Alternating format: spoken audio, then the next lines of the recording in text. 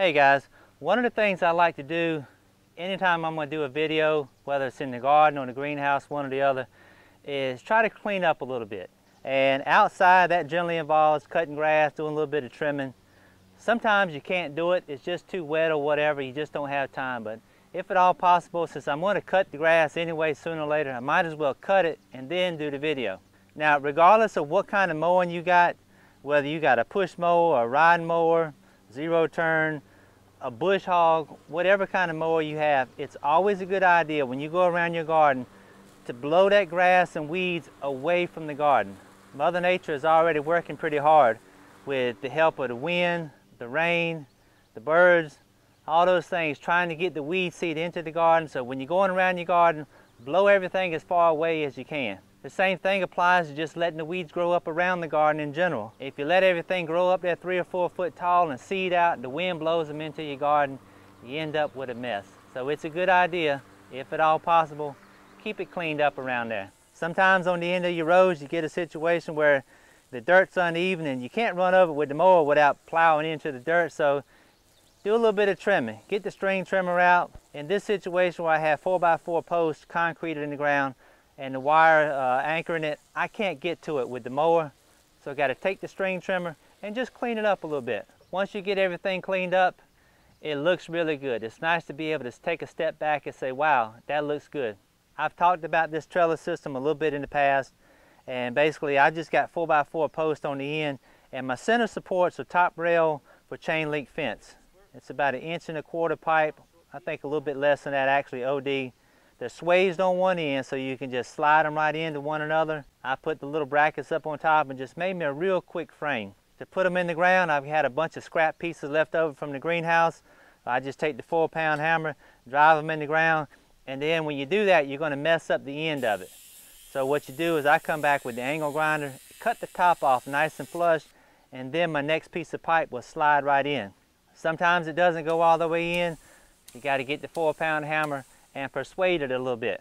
Now when I got ready to put my netting on, I realized I had made a mistake. When I ordered from a Memphis Net and Twine, I ordered 5-foot netting and I should have gotten 7-foot. What made me think 5-foot was going to work, I have no idea.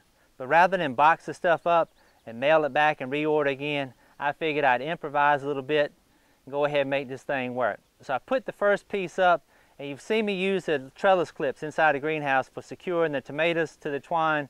I used the trellis clips up at the top to temporarily hold my mesh up in place till I could come back with the string. Then I just came back with my orange twine that you've seen plenty of times and just looped it around that wire and secured the mesh netting to it. As you can see, I came up a little bit short, and so what I did, I just took another piece of netting and cut it in half and took the tag ends and tied it to the 5-foot piece and gave me a piece about 7 foot long, which is what I should have had to start with. Sometimes you make a mistake or miscalculation, you just got to do a little bit more work to make it right. Once that was done, it looked very good, and then it was just a matter of helping the vines a little bit get started on up the string, and they just took off, and they just kept growing and growing and growing. And this is what it looks like today. It's about 9 o'clock in the morning. The bees are out here working real good. Got the critters off in the distance chirping like crazy. Just a beautiful morning here. And to say that I was proud of this would kind of be an understatement.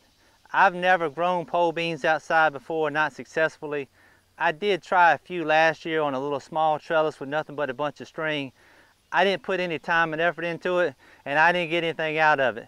This year, I have worked a little bit harder, and you see what I got from it. There's some beautiful snap beans on these plants right now. Looking at them up close, you can see where the Japanese beetle's been having a good time out here.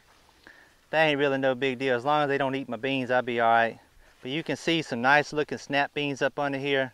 And these things just as tender. You just break the little tip off the end, snap them right there. Don't have any string whatsoever. Got plenty of beans up in here. Be real easy for me to just walk down this row and get me a good 5-gallon bucket of snap beans. On the inside row of this trellis, I got a row of red cranberry beans planted. I've never grown them before. It's a very old heirloom variety.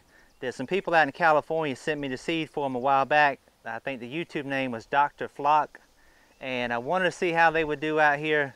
I like the dark beans, you know, like kidney beans or pinto beans, so I think this would be very comparable. The vines look great. Got a lot of blooms on there. The first small bean pods are coming on, so I think we're in good shape. I really like how things have turned out. I generally grow my snap beans outside in rows. You got to bend your back to get down there and pick them and deal with the dirt and stuff on the ground. When you get a heavy rain, you get dirt all over your beans. Having them up on the trellis like this, elevated where you just walk along and pick them by the handful, that's a pretty good deal. So hope that was helpful. Y'all take care, and Lord willing, I'll see you next time. If you found this video to be helpful, informative, entertaining, or just downright funny, don't forget to subscribe.